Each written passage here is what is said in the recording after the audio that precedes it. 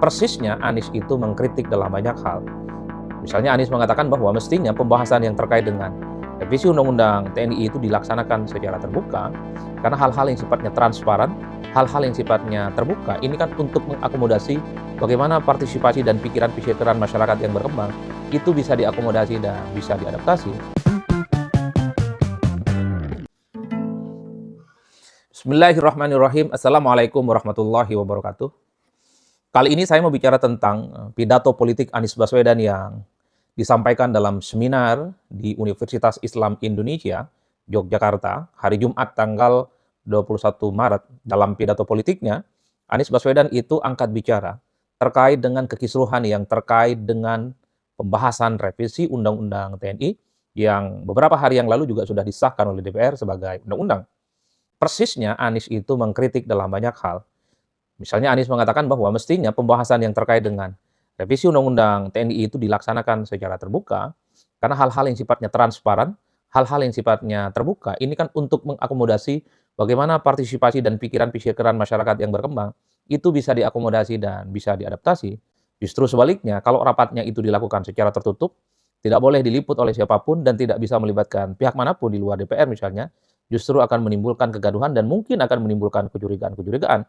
Makanya tidak mengherankan kalau begitu banyak sebenarnya protes yang dilakukan oleh kawan-kawan aktivis, gerakan civil society, aliansi masyarakat sipil, kelompok-kelompok pro-demokrasi. Salah satu yang diprotes adalah karena pembahasan yang terkait dengan revisi Undang-Undang TNI ini dilaksanakan secara tertutup, jadi political engagement, partisipasi politik masyarakat secara luas seakan-akan tidak pernah terjadi. Apalagi misalnya proses pembahasannya itu kan dilakukan secara terburu-buru dan tergesa-gesa. Dalam pidato politiknya itu, Anies juga mengingatkan sesuatu yang tergesa-gesa itu bisa menimbulkan kegaduhan dan polemik di kemudian hari. Dan bahkan Anies mencontohkan bagaimana misalnya undang-undang yang dilakukan secara singkat, terburu-buru dan tergesa-gesa menimbulkan kegaduhan per hari ini tidak pernah selesai, seperti misalnya IKN ataupun Undang-Undang Cipta Kerja. Kita tahu Undang-Undang Cipta Kerja itu kan menimbulkan kegaduhan yang tidak berkesudahan. Bahkan diuji materikan di Mahkamah Konstitusi, hasil dari putusan Mahkamah Konstitusi, Undang-Undang Cipta Kerja itu kan dinilai cacat secara formil dan dinilai inkonstitusional. Ini tentu menjadi catatan-catatan yang menurut saya cukup serius. Maka tidak mengherankan setelah RUU TNI itu disahkan oleh DPR, Komisi 1 dan diparipurnakan, sehari setelahnya ada sejumlah mahasiswa dari Universitas Indonesia melakukan judicial review ke Mahkamah Konstitusi terkait dengan Undang-Undang TNI yang baru disahkan itu. Ini kan mengindikasikan bahwa proses apapun di DPR yang dilakukan secara terburu-buru, apapun yang kemudian dilakukan secara tergesa-gesa, sangat riskan itu akan diuji materikan di Mahkamah Konstitusi. Apalagi misalnya begitu banyak persoalan-persoalan politik yang ada di Indonesia diajukan ke Mahkamah Konstitusi dan itu berdampak secara signifikan. Misalnya soal ambang batas presiden, itu kan sudah dihilangkan. Itu tentu tidak terlepas dari perjuangan dari kelompok aktivis dan civil society. Bagaimana mereka mencari keadilan. Itu adalah salah satu poin yang disampaikan oleh Anies Baswedan terkait dengan pernyataan politiknya dalam seminar yang dilakukan di UII Jogja. Menurut saya ini menarik untuk dibahas. Saya kira Anies itu menjadi bagian dari kelompok-kelompok yang sebenarnya terkonfirmasi juga memberikan feedback, memberikan masukan yang cukup konstruktif. Meski pada saat yang bersamaan Anies sebenarnya mengatakan bahwa terkait dengan revisi undang-undang seperti revisi undang-undang TNI ini sangat sah dan layak untuk dilakukan perubahan. Tentu untuk memperkuat posisi TNI ya. Di tengah demokrasi yang sedang berkembang tentu ada adaptasi-adaptasi yang selalu berkembang.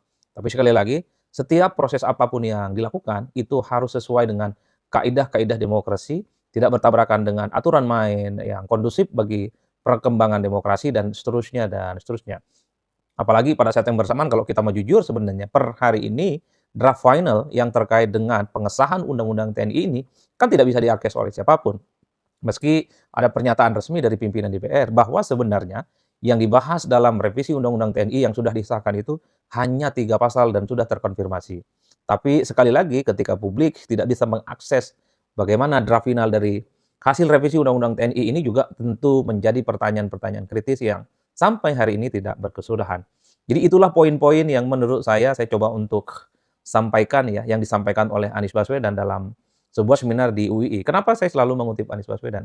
Ya karena memang Anies Baswedan ini sudah menjadi tokoh politik, followernya banyak, dan suka tidak suka, sekalipun Anies itu bukan siapa-siapa, saya kira begitu banyak pendukung-pendukung loyal Anies yang sebenarnya juga dalam posisi menjadi kritis dan memberikan feedback yang berimbang, tentu untuk memperbaiki bagaimana diskursus politik dan kualitas demokrasi di masa-masa yang akan datang. Saya juga akan sering mengutip tokoh-tokoh penting di negara-negara kita, tokoh politik, tokoh sosial, tokoh ekonomi, yang penting sepanjang memberikan masukan-masukan yang konstruktif, membangun demokrasi yang sehat pastinya, ini menjadi penting untuk menjadi bahan diskusi dan perdebatan-perdebatan tentu untuk bagaimana kita menciptakan satu alur diskusi yang kemudian saling padu dan tentu saja sama-sama untuk kepentingan membangun bangsa dan negara. Tapi inilah Indonesia.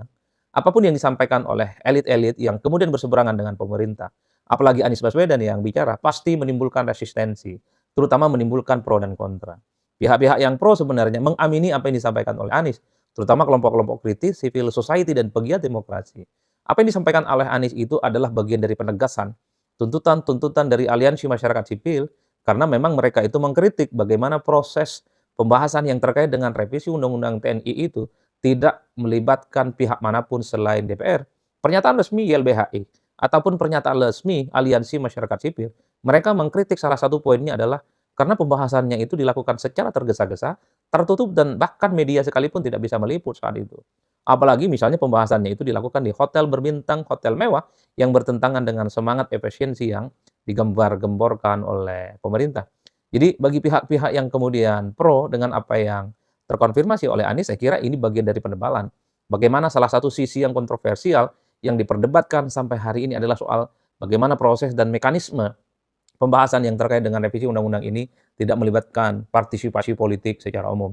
Padahal kita tahu anggota dewan itu adalah mewakili rakyat. Mestinya sebelum mereka bicara, sebelum mereka memutuskan, tanya dong ke basis konstituennya, tanya ke dapilnya masing-masing, apakah mereka setuju dengan poin-poin yang terkait dengan revisi undang-undang TNI ataupun tidak. Bukankah mereka itu berbicara atas nama rakyat? Per hari ini, para dewan yang menyetujui revisi undang-undang TNI itu kan tidak pernah terkonfirmasi. Turun ke bawah, turun ke masyarakat yang memilih apakah setuju dengan revisi itu ataupun akan menolak yang kemudian terkait dengan revisi Undang-Undang TNI itu.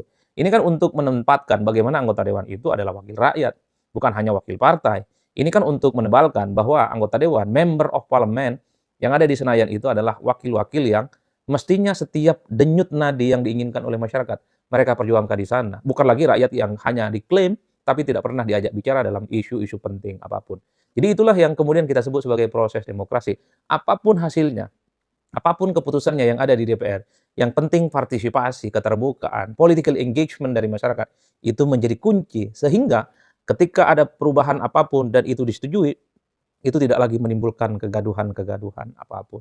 Itu bagi pihak yang pro. Tapi bagi pihak yang kontra pasti mengatakan, wajarlah Anies ini kan pengangguran politik. Wajarlah Anies itu adalah kalah pemilu. Wajarlah Anies itu selalu mencari panggung politik. Dimanapun Anies seminar, dimanapun Anies diskusi, pasti akan selalu memberikan kritik-kritik kepada pemerintah. Waktu di Masjid UGM, banyak pihak yang kemudian mensinyalir, Anies mengkritik Pak Jokowi dan mengkritik Pak Prabowo Subianto. Waktu di Masjid Salman ITB, Anies juga disinyalir mengkritik Pak Jokowi dan mengkritik Ketua Umum Golkar Pak Bahlil. Nah, ketika ada diskusi di UII Jogja, Anies juga disinyalir memberikan kritik yang relatif lebih soft terkait dengan bagaimana proses pembahasan yang terkait dengan revisi Undang-Undang TNI. Jadi Anies itu hanya mengkritik bagaimana prosesnya, bukan soal substansinya. Oleh karena itu, Anies wajar kalau kemudian dicibir. Wajarlah, ini kaum 25%. Sebutan bagi Anies dan para pendukungnya, karena waktu Pilpres 2024, Anies itu hanya mendapatkan suara 250% dari hasil pemilu kemarin. Wajarlah kalau kemudian Anies ini sering kali genit, wajarlah kalau kemudian Anies ini adalah sosok yang gagal move on dan seterusnya dan seterusnya.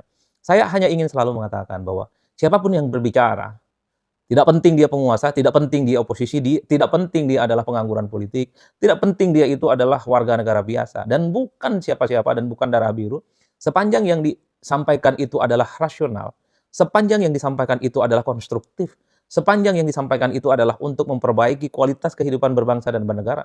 Saya kira memang harus kita amini dan kita support. Halo teman-teman, berjumpa bersama saya di Politik Dangi. Kalau kita melihat bagaimana kritisnya Anies saat ini ya, itu sungguh luar biasa karena beliau mengambil sikap sebagai oposisi teman-teman, sebagai penyeimbang. Eh, Dan sikap kritis Anies itu ya memuncak ketika beliau mengatakan ya mengkritisi Undang-Undang TNI yang tergesa-gesa, kemudian dan sebagainya. Itulah yang disampaikan oleh Adi Praitno, ya, pengamat politik yang sangat cerdas dan mendukung ya pernyataan-pernyataan yang bersifat uh, mengkritisi pemerintah ya. Dan kalau kita lihat juga, Bang Adi sepertinya mendukung dari pernyataan Anies Baswedan tersebut, teman-teman. Bagaimana menurut kalian?